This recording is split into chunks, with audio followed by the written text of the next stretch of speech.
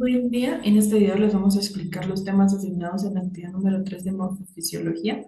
Los integrantes del grupo: Sebastián Cristancho, Karen Cadena, Edna Pesca, Andrés Cubillos y quien les habla, Jacqueline Rojas.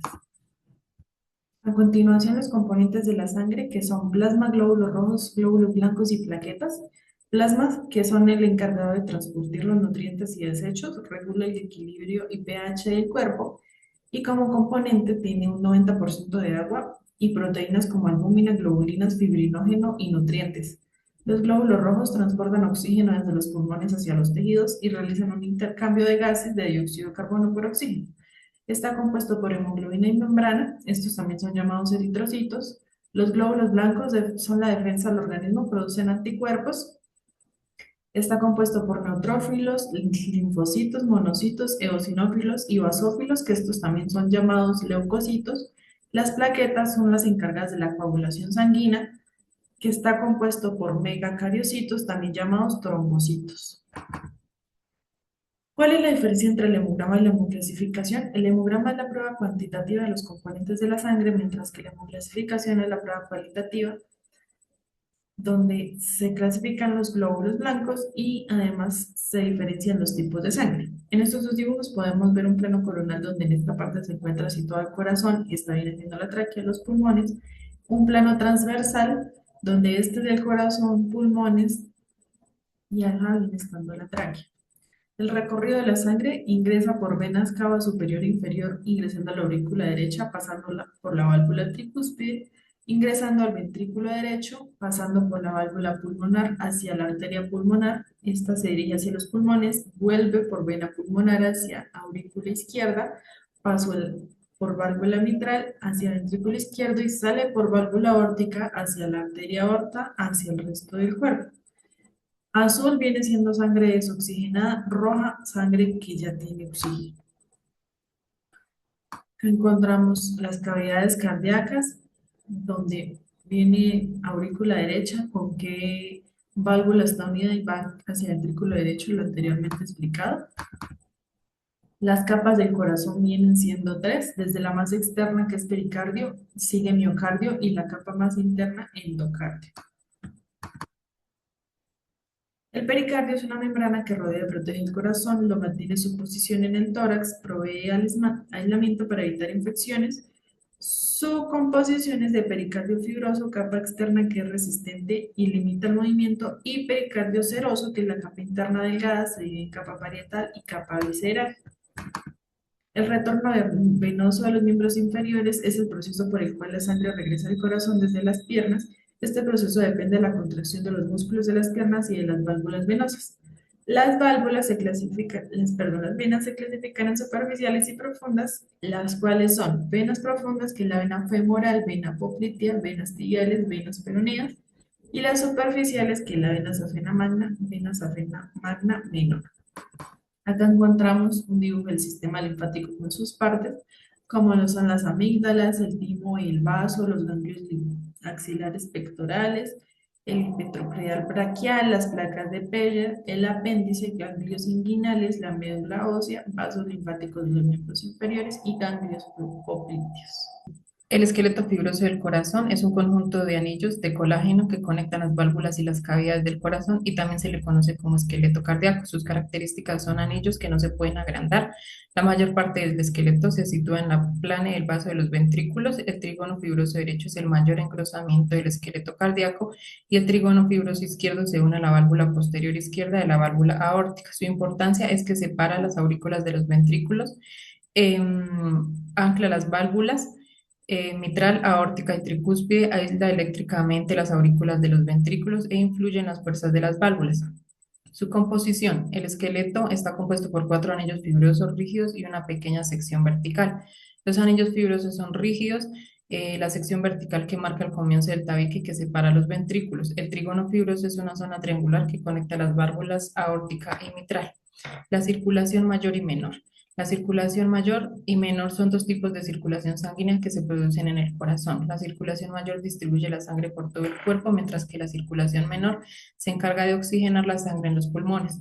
La circulación mayor alimenta a todos los tejidos del cuerpo llevándole sangre rica en oxígeno y nutrientes, mientras que la circulación menor es el circuito principal de la circulación. Las arterias y las venas que irrigan el corazón son arterias coronarias derecha e izquierda, mientras que las principales venas que lo drenan son la vena cava superior y la vena cava inferior. Entre esas encontramos la arteria pulmonar izquierda, arteria coronaria izquierda, arteria descendiente anterior, arteria circunfleja izquierda, las ramas diagonales, ventrículo derecho, ventrículo izquierdo, vena cava inferior, arteria marginal, arteria descendente posterior, arteria coronaria derecha, aurícula derecha, aorta y la vena cava superior. El infarto agudo de miocardio es un síndrome coronario agudo que se caracteriza por la aparición brusca de un cuadro de sufrimiento isquémico, o sea, falta de riego a una parte del músculo del corazón producido por la obstrucción aguda y total de una de las arterias coronarias que lo alimentan. Sus causas son un coágulo en la sangre que bloquea una de las arterias coronarias, una placa de grasa que se deteriora y forma un coágulo de sangre y un espasmo en una arteria coronaria que interrumpe el flujo sanguíneo. El electrocardiograma se utiliza para diagnosticar un infarto agudo de miocardio porque registra la actividad eléctrica del corazón. Las anormalidades en esta actividad pueden indicar la presencia de un infarto agudo de miocardio. Se observa una elevación del segmento ST, inversión de la onda T, corriente de lesión y un bloqueo completo de la rama izquierda. El sistema respiratorio es un conjunto de órganos que permiten el intercambio de oxígeno y dióxido de carbono entre el cuerpo y el ambiente. Sus funciones principales son la fonación, el intercambio de gases y el equilibrio ácido-básico. Entre estas encontramos estructuras como la nariz, que posee dos orificios llamados nares, y en las cuales también encontramos las fosas nasales, los bronquios, que son diversas ramificaciones del interior del pulmón y que están rodeadas por una multitud de capilares por donde pasa la sangre y se purifica y se realiza el intercambio gaseoso. El alvéolo son bolsas pequeñas de 0,2 a 0,6 milímetros de diámetro que cubren casi el 95% del área de la superficie alveolar. La faringe es un órgano común la cual conduce el alimento desde la boca al esófago. Por otro lado, conduce el aire procedente de las fosas nasales a la laringe. La tráquea es un tubo rígido de casi 12 centímetros de largo y 2,5 centímetros de diámetro que recibe soporta de 16 a 20 anillos con forma de C de cartílago y alino. Los pulmones son dos masas esponjosas de color rojizo rodeadas de pleura situadas en el tórax a ambos lados del corazón. La laringe tiene una forma de tubo y sus partes están reforzadas por cartílago. En el interior se encuentran las cuerdas bucales, además es un órgano móvil que se mueve y ayuda con la fonación, la voz y la deglución. Y el diafragma es un músculo que separa la cavidad torácica de la cavidad abdominal. El sistema endocrino es un conjunto de glándulas y órganos que produce hormonas que controlan funciones del cuerpo. Entre el sistema endocrino encontramos estructuras como la hipófisis, que produce hormonas como la del crecimiento, la oxitocina, el páncreas, que produce hormonas como la insulina, que ayuda con el metabolismo de la glucosa, los ovarios producen hormonas como la progesterona y los estrógenos, el hipotálamo produce hormonas que regulan los procesos corporales como el metabolismo y controlan la liberación de hormonas de glándulas como la tiroides. En la tiroides produce hormonas como la trillotironina, que son reguladores del metabolismo y controla los niveles de calcio. Las glándulas suprarrenales producen hormonas como los corticosteroides y que ayudan a producir epinefrina y norepinefrina. Y los testículos producen la hormona testosterona que rige el desarrollo temprano del sistema reproductor masculino y el timo que produce hormonas que se cree que regulan el desarrollo de las células T. El corazón como centro de las emociones. El corazón es considerado el centro de las emociones porque es un órgano vital que está estrechamente relacionado con el cerebro y las emociones. Las emociones afectan al corazón y viceversa. Existen diversos fundamentos sobre esto. Por ejemplo, la hipótesis cardiocéntrica que se remonta a las civilizaciones antiguas que consideraba al corazón el lugar principal de las emociones, la cognición y la conciencia. Las emociones se procesan en el sistema límbico del cerebro y los cambios emocionales pueden aumentar la actividad cardíaca al activar el sistema nervioso simpático, por lo que las emociones pueden alterar la función sanguínea y la frecuencia cardíaca. La aorta es la arteria más grande del cuerpo humano. Se origina en el ventrículo izquierdo del corazón, recorre el tórax y el abdomen y se ramifica en las arterias ilíacas. En su recorrido sale del corazón, se extiende hacia arriba formando el arco llamado callado aórtico, desciende por el tórax y el abdomen y se ramifica en las arterias ilíacas que irrigan sangre a las piernas y la pelvis. Sus porciones son la aorta ascendente, el arco aórtico, la aorta descendente torácica y la aorta abdominal. Las ramas que emergen es el tronco arqueal branquioencefálico, la arteria subclavia derecha, la arteria carótida común derecha, la arteria carótida común izquierda y la arteria subclavia izquierda. En el callado aórtico emite importantes ramas como las carótidas comunes y las arterias coronarias. La carótida común se divide en la carótida externa y la carótida interna. La aorta abdominal comienza a la altura del músculo del diafragma, termina en las arterias ilíacas comunes a nivel de la cuarta vértebra lumbar. El tronco branquioencefálico es la primera rama del arco aórtico y se divide en la arteria carótida común derecha y la arteria subclavia derecha. La arteria subclavia derecha e izquierda se originan en diferentes lugares del cuerpo y tienen trayectos distintos hasta que se transforman en arterias axilares. Por ejemplo, la arteria subclavia derecha se origina en el tronco branquioencefálico. Su trayecto está por encima de la pleura parietal cervical. Sus divisiones es la porción preescalénica, interescalénica y postescalénica, y la transformación en axilar entra en la axila entre la primera costilla y la clavícula. En el caso de la arteria subclavia izquierda, se origina en el arco aórtico. Su trayecto está por encima de la pleura parietal cervical. Sus divisiones están en la porción preescalénica, interescalénica y postescalénica. Y en su transformación en axilar entra en la axila entre la primera costilla y la clavícula. La arteria vertebral se origina en la arteria subclavia y recorre los forámenes transversos de las vértebras cervicales 6 y la vértebra cervical C1. Antes de entrar al cráneo, a lo largo de su recorrido genera varias ramas colaterales. En su recorrido se origina en la arteria subclavia, penetra el foramen transverso de la sexta vértebra cervical, atraviesa los forámenes transversos de las vértebras cervical desde la vértebra cervical 6 hasta la vértebra cervical 1, entra en la cavidad craneana uniéndose y formando el tronco común que conocemos como arteria basilar. Las ramas colaterales de la arteria vertebral es la arteria espinal anterior, la arteria cerebelar inferior posterior, las ramas meninges y las arterias medulares. El sistema carotideo. El sistema carotideo es el conjunto de arterias que llenan la sangre oxigenada al corazón, la cabeza y el cuello. Está formado por arterias carótidas internas y externas y por el seno y el cuerpo carotideo. En sus funciones las arterias carótidas internas llevan sangre al cerebro, los ojos y la frente, y las arterias carótidas externas llevan sangre a la cara, la lengua y las partes externas de la cabeza.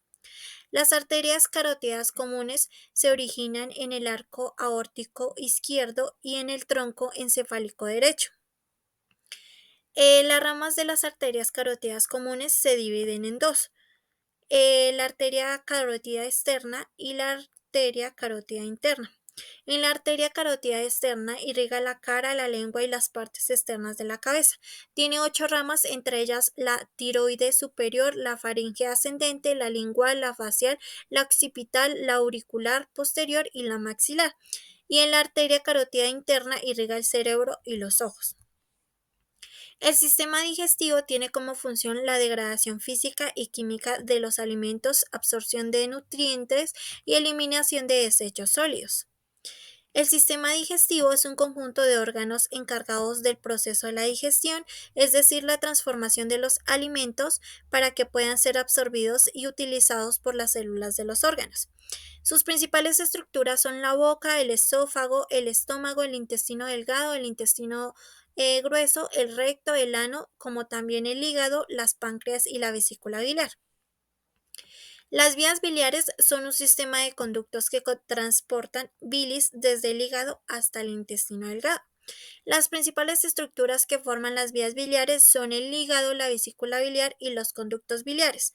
Sus principales componentes son el hígado, que produce la bilis que fluye por los conductos biliares, la vesícula biliar, que almacena la bilis y produce que almacena la bilis producida por el hígado, los conductos biliares, que son una red de tubos que transportan la bilis, y el conducto hepático común se forma por la unión de los conductos biliares hepático derecho e izquierdo. El conducto cístico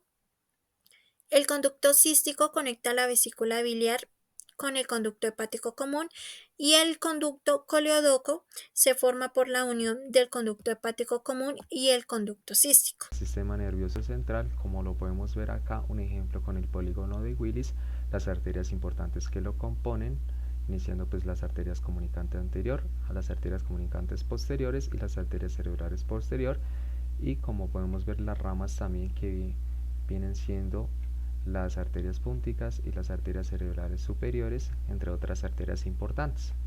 Acá en la arteria carótida externa, las ramas colaterales, podemos ver la transversa de la cara de la mejilla y la parótida, las auriculares anteriores, el cigomático orbitario, que viene siendo la región temporal, la temporal media, que irriga el cuero cabelludo, frontal y la parietal. En la articular maxilar interna, pues la articular maxilar interna viene siendo la porción mandibular, que viene siendo la auricular profunda, la timpánica anterior, la meningea media, la alveolar inferior. En la porción pterygoidea vienen siendo los temporales profundos, la massetérica, el bucal, y la porción pterygolipolatina, que viene siendo la alveolar superior y posterior, la infravitaria, la palatina descendente y la esfenopalatina. Acá en la carótida interna vemos las arterias importantes colaterales que lo componen, que vienen siendo pues las arterias olfáctica, la arteria comunicante posterior, entre otras arterias, y las ramas importantes como la rama neural, la rama meninguea, entre otras ramas que lo componen la carótida interna. Y acá podemos ver el agujero óseo por el que ingresa al cráneo la carótida interna. En el sistema carótido podemos ver la circulación, que viene siendo aquí en las venas, las arterias importantes también que lo componen, como la arteria subclávica, la arteria basiliar. Aquí podemos ver una vena cava superior, vena cava inferior, la arteria aorta, que se compone acá, y acá como ejemplo pues también colocamos ahí el corazón para que componga más o menos cómo se ven las arterias y las venas importantes a llegar al área del cuello y a llegar a la parte de la cabeza.